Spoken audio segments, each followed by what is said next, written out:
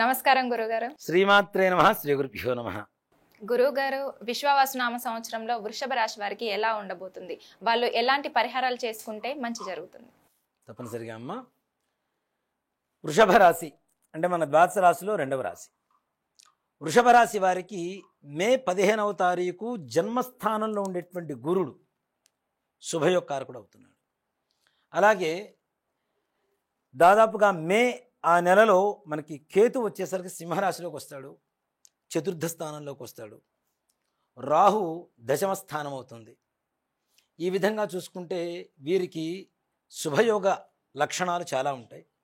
అంతేకాకుండా వృషభ రాశి వారికి నాన్న షష్టగ్రహ కూటమి కావచ్చు, శని భగవానుడు కావచ్చు, కొన్ని నెలల పాటు ఉండేటువంటి మిగిలిన 5 గ్రహాల ప్రభావం కావచ్చు, ఏకాదశ స్థానంలో జరుగుతున్నది. కాబట్టి మనం ఏదైనా పూజ చేసినప్పుడు కూడా ఏ గ్రహా అరిష్టస్థానేషు పరిత్యజ్య శుభ ఏకాదశ స్థానవలావాప్త్యర్థం అని చెప్పి సంకల్పం చెబుతూ ఉంటాం పూజకి. అంటే ఏ గ్రహాలు ఎక్కడ ఉన్నా ఏకాదశ స్థానం శుభస్థానంలోకి వచ్చి మాకు శుభాన్ని కలుగు చేయగాక అని చెప్పి అర్థం. ఏకాదశ స్థానంలో ఎలాంటి గ్రహాలు ఉన్నా తప్పనిసరిగా మంచి ఫలితాన్ని ఇస్తుంటారు. అలాంటిది శని భగవానుడు ఏకాదశంలో ఉంటే వీళ్ళ గురించి చెప్పడానికి అలవిగానటువంటి ఉన్నతమైనటువంటి యోగకాలంగా చెప్పుకోవచ్చు. వృషభ రాశి వారికి అనుకున్న పనులు అనుకున్న సమయానికి వాళ్ళు చేసేటువంటి చిన్న సంకల్పమైనా సరే, అంటే పెద్దగా కష్టపడకపోయినా సరే, కష్టపడొద్దని చెప్పడం లేదు, ఇంకాస్త కష్టపడితే ఇంకా ఉన్నతమైనటువంటి భావాలు, చక్కగా మంచి లక్షణాలు ప్రయోజనాలు కలుగుతాయి. కాబట్టి కొంచెం కష్టంతో అయినా సరే అనుకున్న పనులు చాలా సులువుగా చేసేటువంటి లక్షణాలు వృషభ రాశి వారికి ఈ సంవత్సరం కలుగుతున్నాయి. ఇంట్లో వివాహాది శుభకార్యాలకి వీరి దగ్గర డబ్బులు లేవు అనుకుందాం, అయినా సరే కార్యాలకు కావలసినటువంటి ధనం చేతికందుతూ ఖర్చు పెట్టినంత ఖర్చు పెట్టుకోగా దాచిపెట్టుకోవడానికి కావలసినంత ఆర్థిక లాభం ఈ సంవత్సరం వృషభ రాశి వారికి కలగబోతుంది. అందులోనూ భూగృహ వ్యవహారాలు, ఇల్లు కొనుక్కోవాలి, స్థలాలు కొనుక్కోవాలి, సగం కట్టిన మా ఇల్లు ఆగిపోయిందండి, అడ్వాన్సులు కడుతున్నాం వెనక్కి రావట్లేదు, మరలా మేము ఇల్లు కొనుక్కోలేకపోతున్నాం, అలాంటి వారికి కూడా తప్పనిసరిగా ఈ సంవత్సరం గృహయోగం తథ్యం అని చెప్పుకోవచ్చు. ఇంకో మాట కూడా చెప్పాలి అంటే వృషభ రాశి వారికి సంవత్సర ప్రారంభంలో ఒక ఇల్లు కొనండి, సంవత్సరాంతంలో ఇంకొక ఇల్లు కొనేటువంటి శక్తిని కూడా ఈ యొక్క వృషభ రాశి వారి సంవత్సరం పుంజుకునేటువంటి పరిస్థితులు కనపడుతూ ఉన్నాయి. అలాగే ఈ వృషభ రాశి వారి గురుగ్రహ ప్రభావమే కావచ్చు, రాహుకేతువుల ప్రభావం కావచ్చు, ఏకాదశంలో ఉండేటువంటి శనిగ్రహ ప్రభావం కావచ్చు, అర్ధాష్టమంలో ఉండేటువంటి చతుర్థ స్థానంలో ఉండేటువంటి కేతుగ్రహ ప్రభావం కావచ్చు, విదేశీ ప్రయాణాల కోసం ఎన్ని సంవత్సరాల నుంచి మేము ప్రయత్నిస్తున్నాం, మాకు వీసాలు రావటం లేదు అనుకునేటువంటి వారికి కూడా తప్పనిసరిగా ఈ సంవత్సరం విదేశంలో అడుగు పెట్టడం తథ్యం. అక్కడ అనుకున్న పనులు సకాలంలో నెరవేర్చుకుంటూ మంచి యూనివర్సిటీల్లో తప్పనిసరిగా సీటు రావటం, మంచి విద్యావంతులు కావటం, విద్యలో కూడా ఉత్తీర్ణులు అవ్వటం. ఉత్తీర్ణం అంటే పాస్ అవ్వడం సర్వసాధారణం. అత్యుత్తమ ఉత్తీర్ణత అంటే ఫస్ట్ క్లాస్, అలాంటి స్థాయిలో మంచి మార్కులు తెచ్చుకొని వాళ్ళ ప్రతిభకు తగ్గ గుర్తింపు తెచ్చుకోవడం కూడా విద్యార్థులకి ఈ సంవత్సరం జరుగుతూ ఉంటుంది.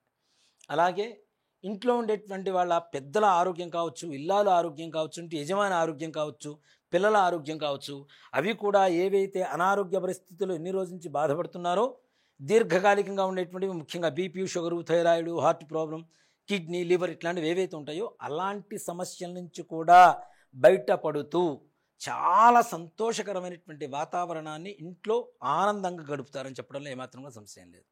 అంతేకాకుండా ఇంతకాలం ఎవరైతే పిల్లలు మన మాటలు వింటలేదో, సరిగా దుర్వ్యసనాలకి దుస్నేహాలకి పాలవుతున్నారో అలాంటి పిల్లలు కూడా ఈ వృషభ రాశిలో తల్లిదండ్రులు ఉన్నా లేదా పిల్లలు వృషభ రాశిలో ఉన్నా మంచి మార్గంలో నడిచేటువంటి పరిస్థితి ప్రారంభం అవడం అనేది కూడా ఈ సంవత్సరంలో తప్పనిసరిగా జరుగుతుంది.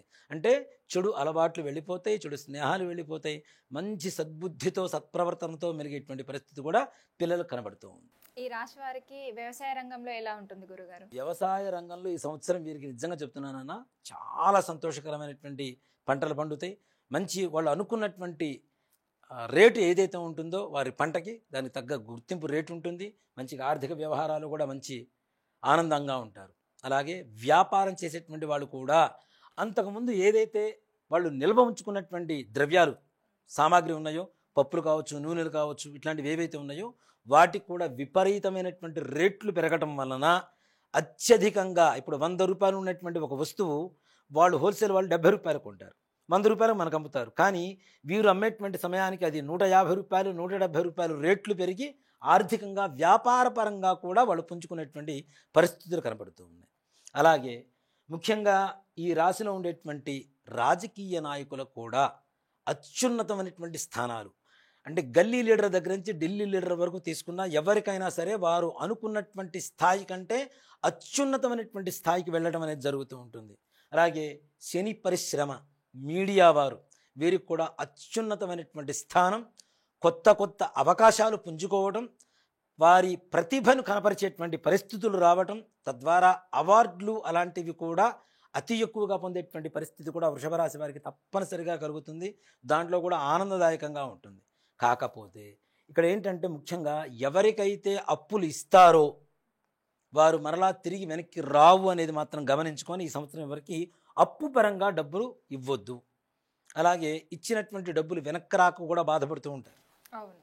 అలాంటి పరిస్థితుల్లో కూడాను వాళ్ళ మీద కూడా ఎక్కువగా ఒత్తిడి తీసుకురావడం వల్ల వాళ్ళ వల్ల జరిగేటువంటి కొన్ని అరిష్టాలు కూడా వీళ్ళకి సంభవిస్తుంటాయి. వీరి కుటుంబంలో చికాకులు తీసుకురావడానికి ఎక్కువగా అవకాశాలు కనపడుతూ ఉంటాయి. అలాంటి వాళ్ళకు ఎలాంటి పరిహారం చేసుకుంటే మంచి జరుగుతుంది గురు? వృషభ రాశి వారికి ముఖ్యంగా సుబ్రహ్మణ్యేశ్వర స్వామి వారికి ప్రతి మంగళవారం పంచామృతాలతో అభిషేకం చేయించండి చక్కగా.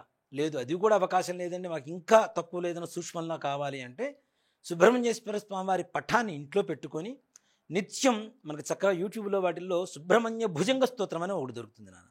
చక్కగా ప్రతి నిత్యం వింటూ స్వామివారికి కొద్దిగా పచ్చిపాలు, పంచదార నివేదన పెట్టి అవి ఇంటిల్లిపాది ఇంట్లో ఉండేటువంటి కుటుంబ సభ్యులందరూ కూడా తీర్థంగా తీసుకుంటే తప్పనిసరిగా వారికి ఉండేటువంటి చిన్న చిన్న, అంటే ఇందాక చెప్పాను రుణగ్రస్తమైనటువంటి వ్యవహారాలు, చికాకులు ఉంటాయని, అలాంటివి కూడా తొలగిపోయి ఆనందదాయకంగా ఉంటాయి. ఓకే గురుగారు, చాలా చక్కటి వివరణ ఇచ్చారు. ధన్యవాదాలు. శ్రీమాత్రే నమః. శ్రీ గురుభ్యో నమః.